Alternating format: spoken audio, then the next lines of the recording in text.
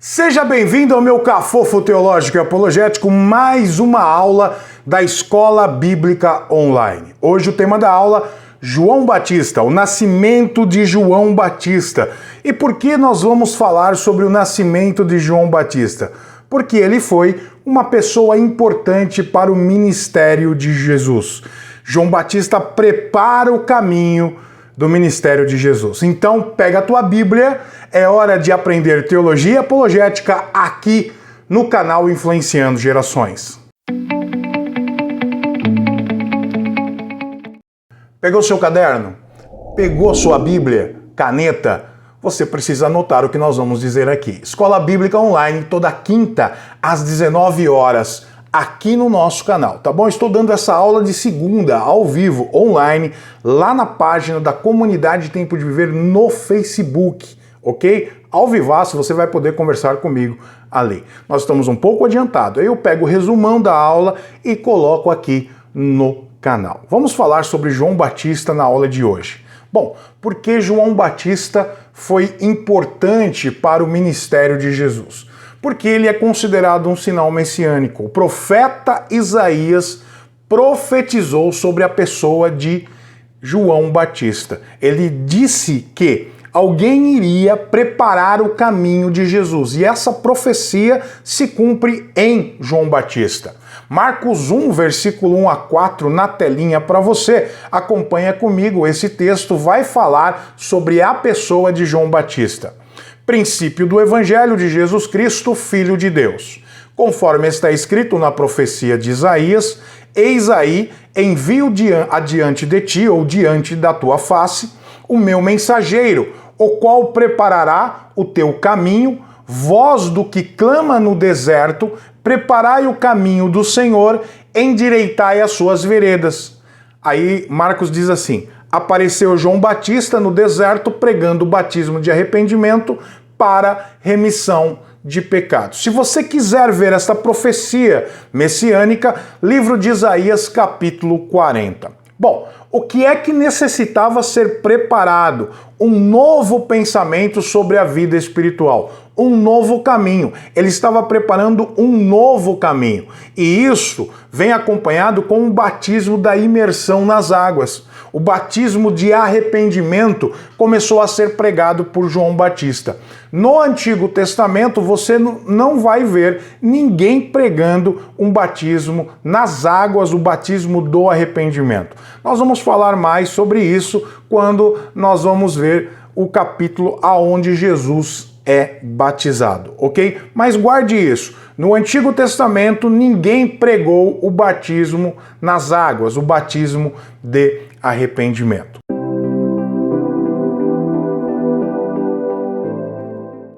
Bom, quando você vai ler sobre o nascimento de João Batista, você vai ver que foi um milagre, tá bom? João Batista é fruto de um milagre. Por quê? Porque os pais eram de uma idade avançada e a sua mãe era estéril. Lucas capítulo 1, versículo 5 a 7. Nos dias de Herodes, rei da Judéia, houve um sacerdote chamado Zacarias. Zacarias era o pai de João Batista, do turno de Abias. Sua mulher era as filhas de Arão e se chamava Isabel. Zacarias, pai, Isabel, mãe de João Batista. Ambos eram justos diante de Deus, vivendo irrepreensivelmente em todos os preceitos e mandamento do Senhor. E não tinham filhos, porque Isabel era estéril, sendo eles avançados em idade. Então, o nascimento de João Batista já é um milagre, já é um fruto de milagre. Olha que interessante. Se você pegar como foi anunciado o nascimento de Jesus e o nascimento de João Batista, foi feito pelo mesmo anjo, o anjo Gabriel, ok? Outra coisa, a diferença é que o nascimento de João Batista foi dado ao pai. O anjo fala com o pai. E o nascimento de Jesus foi com a mãe Maria. Ok? Só para você ter essa informação como curiosidade teológica. Agora você pode me perguntar, como é que você sabe que é o mesmo anjo? Ok? Aonde está escrito isso? Lucas 1, versículo 18, você vai encontrar o nome do anjo quando fala para Zacarias. Então perguntou Zacarias ao anjo: como saberei isto? Pois eu sou velho e minha mulher avançada em dias. Ou seja, como é que eu vou saber que vai acontecer isso? Respondeu-lhe o anjo: Eu sou Gabriel, que assisto diante de Deus, fui enviado para falar-te e trazer-te essas boas novas. Vamos para o nascimento de Jesus. Lucas capítulo 1, versículo 26 e 27. No 6º mês, foi o anjo Gabriel enviado da parte de Deus para uma cidade da Galiléia chamada Nazaré, a uma virgem desposada com um certo homem da casa de Davi, cujo nome era José, a virgem chamava-se Maria. Então, o nome do anjo é citado em Lucas 1, versículo 18 a 19, quando se fala sobre o nascimento de João Batista, e Lucas 1, versículo 26 a 27, falando sobre o nascimento de Jesus. Como é que Gabriel anuncia o nascimento de João Batista? Bom, Zacarias era o sacerdote, ele estava realizando o serviço sacerdotal, Gabriel aparece e traz a notícia. Ele duvida. Aí sabe o que acontece? Ele fica mudo até o dia da circuncisão de João Batista, até o dia da apresentação de João Batista. Ok? Lucas 1, versículo 62 a 66, vai dizer que ele volta a falar no dia da apresentação do seu filho. E perguntaram, por acenos ao pai do menino, que nome queria que lhe desse. Ou seja, ele não poderia falar. Qual é o nome que você quer que dá ao seu filho? Por quê? Normalmente, era dado o nome de algum parente, tá bom? E eles perguntaram, qual é o nome do menino? Vamos continuar o texto. Então, pedindo ele uma tabuinha, escreveu, João é o seu nome. E todos se admiraram. Imediatamente a boca se lhe abriu e, desimpedida a língua, falava louvando a Deus. Sucedeu que todos os vizinhos ficaram possuídos de temor e por toda a região montanhosa da Judéia foram divulgadas essas coisas. Todos os que as ouviram guardavam-nas no coração, dizendo, que virá a ser, pois, esse menino? E a mão do Senhor estava sobre ele. Ou seja, o nascimento de João Batista não foi algo natural, foi marcada por momentos sobrenaturais. Para quê? E por quê, gente? Por quê? Porque ele estaria preparando o caminho para o Mestre, para Jesus.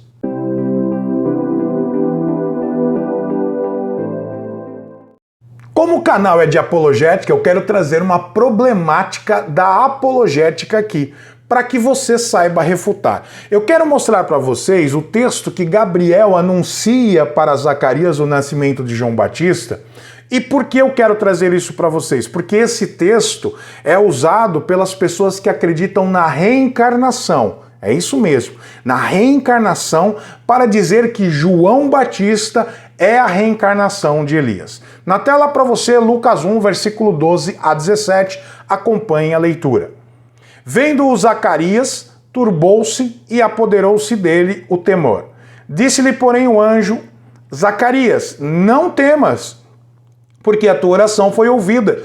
Isabel, tua mulher, te dará à luz a um filho, a quem darás o nome de João. Olha que interessante, no texto a gente fica sabendo que eles gostariam de ter filhos, mas porque Isabel era estéril, não tinha. E eles oraram. Olha, a tua oração, meu querido, não deixe de orar.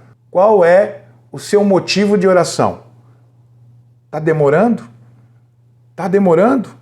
Zacarias orou, pediu a Deus e ele foi ouvido por Deus. Continue orando. Voltando ao texto. Em ti haverá prazer e alegria, e muitos se regozijarão com o seu nascimento.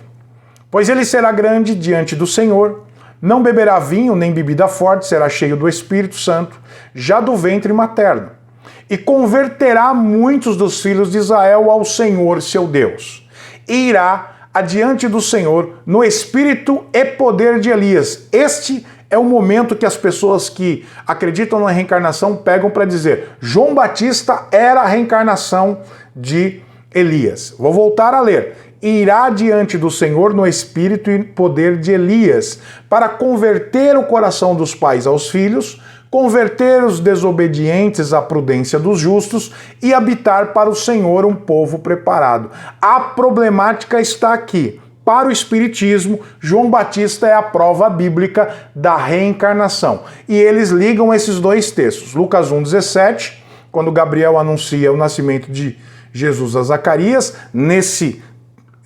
nesta linha aqui, e irá diante do Senhor no espírito e poder de Elias, E aí eles vão para o texto de Jesus em Mateus 11, versículo 12 e 14, ou 12 a 14. Diz assim: desde os dias de João Batista até agora, o reino dos céus é tomado por esforço, e os que se esforçam se apoderam dele. Porque todos os profetas e a lei profetizaram até João. Agora preste atenção. E se o quereis reconhecer, ele mesmo é Elias que estava ali. E aí, gente, como é que a gente resolve esse problema? João Batista era reencarnação de Elias?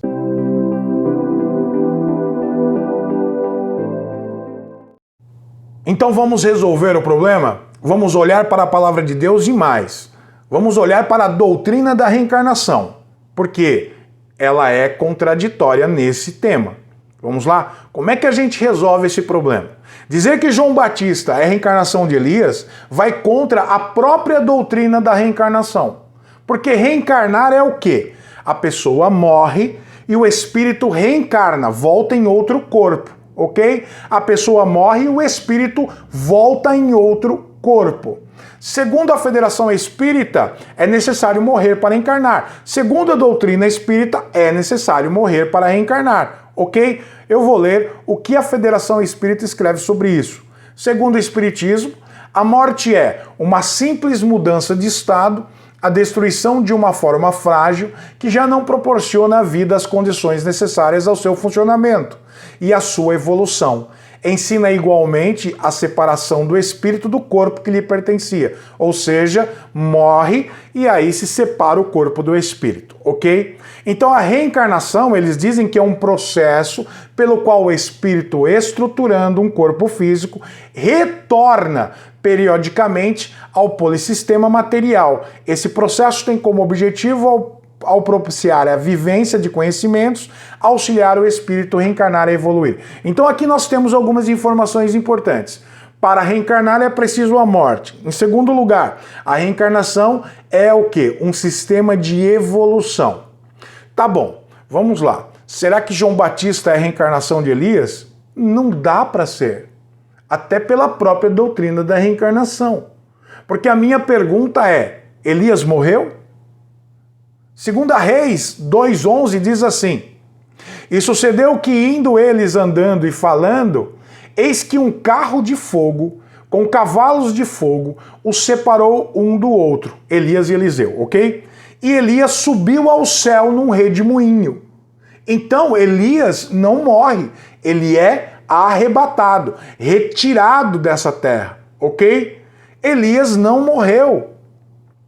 Quando pergunto para o próprio João Batista se ele era a reencarnação de Elias, o próprio João Batista diz que não. Como João Batista pode ser reencarnação de Elias se Elias não morreu? Vai contra, é contraditório. Vai contra os princípios da doutrina da reencarnação.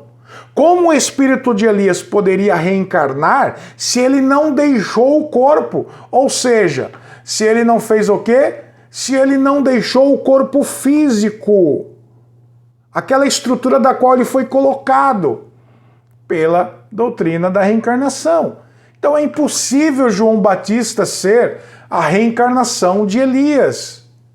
Ele não morreu, ele foi arrebatado, ok? Outra coisa, quando perguntam para ele, você é Elias? João capítulo 1, versículo 19 a 23, diz assim: esse foi o testemunho de João quando os judeus lhe enviaram de Jerusalém sacerdotes e levitas para lhe perguntarem, quem és tu? Olha, ele confessou e não negou, confessou, eu não sou o Cristo. Aí perguntaram, quem és, pois? És tu Elias? Ele disse, não sou. És tu profeta? Ele mesmo disse não. Disseram, pois, declara-nos quem és, para que demos respostas àqueles que nos enviaram, que dizes a respeito de ti. Então ele respondeu, eu sou a voz que clama no deserto. Eu sou o profeta da qual Isaías profetizou. Agora, pensando na questão da reencarnação, você acha que Jesus apoiaria a reencarnação se a palavra de Deus diz que o homem só vive apenas uma vez e depois disso vem o juízo? Porque a doutrina da reencarnação é: você volta para fazer o quê? Purificar, evoluir o espírito. E a palavra de Deus, as escrituras sagradas dizem: você tem uma vida, você morre e aí você vai ter já o juízo. Acabou, não tem como você purificar mais o espírito. Hebreus 9, versículo 27. E assim como aos homens está ordenado morrerem uma só vez, vindo depois disto o juízo. Pensa comigo, se a doutrina da reencarnação é purificar o espírito, para que Jesus morre na cruz? Para que Jesus nasce, vem a este mundo, sofre tudo o que sofreu e morre na cruz? Qual é o significado do sacrifício vicário de Cristo? Qual é o significado do sangue de Jesus para essas pessoas? O sangue de Jesus nos purifica de todo o pecado, ou seja, se a reencarnação existe, o sangue de Jesus perde o valor. A Bíblia não apoia a doutrina da reencarnação, muito menos Jesus. A Bíblia apoia o arrependimento e a crença em Jesus como Senhor e Salvador. E a Bíblia diz que o sangue de Jesus, o sacrifício vicário de Cristo, o ato sacrificial de Jesus é que me leva a Deus. Ele é o único mediador e o sangue de Jesus me purifica de todo o pecado. Eu preciso crer em Jesus como meu Senhor e Salvador, eu consigo alcançar a graça de Deus, favor imerecido que é a salvação, porque só através dele eu chego a Deus.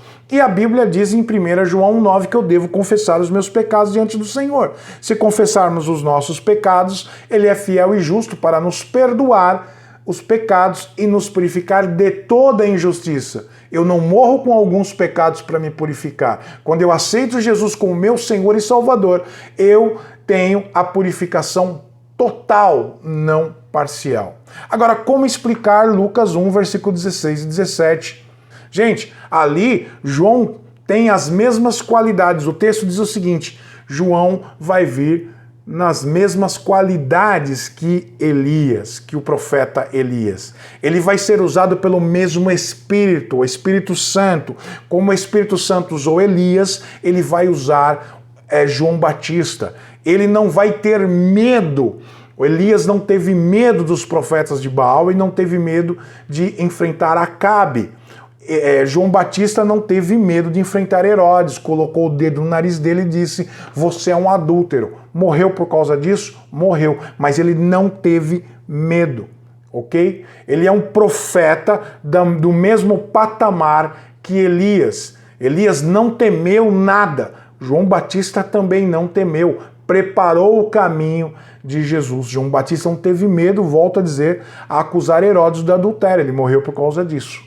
Então podemos considerar a pessoa de João Batista uma pessoa importante para o ministério de Jesus e para lançar, para trazer um novo caminho para as pessoas chegarem a Deus. Na próxima aula, nós vamos já entrar sobre o nascimento de Jesus. Nós vamos falar sobre o nascimento de Jesus. Gostou da aula? Simples, né? Tá simples? Tá dando para entender? O palavreado aqui não é o teologuês, mas é aquele que você entende. Espero você na próxima quinta. Se você gostou da aula, se inscreva no canal, clica no sininho para receber notificações. Toda quinta-feira aqui, uma aula nova. Bom, a ideia aqui é levar algo simples para que você entenda a palavra de Deus, tá bom? É simples para que você entenda a palavra do Senhor. Deus te abençoe, até a próxima aula, se inscreva no nosso canal, se gostar deixa um joinha, mas o melhor, deixa um comentário aqui pra gente, isso ajuda o canal, tá bom? Deus abençoe, fique na paz!